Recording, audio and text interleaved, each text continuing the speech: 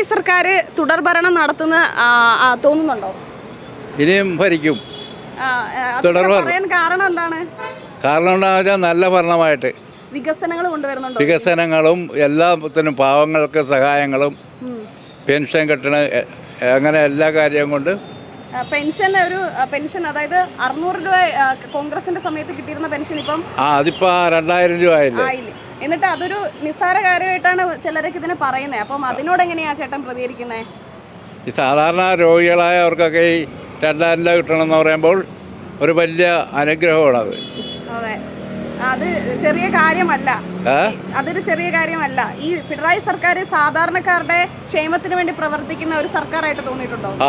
സർക്കാരാ. ഇനി ഈ വൈക്കം മണ്ഡലത്തിൽ എന്തെങ്കിലും വികസനങ്ങൾ വേണം, അനിവാര്യമാണ്, ഇനി മാറ്റങ്ങൾ വരണം എന്ന് തോന്നുന്നുണ്ടോ? വേണം, ഇനിയും വേണം. ഇനിയും ഈ സർക്കാർ തന്നെ കൊണ്ടുവരണം മാറ്റങ്ങൾ. ഈ സർക്കാർ തന്നെ വരണം, എന്നാലേ അത് ഉണ്ടാവുള്ളൂ.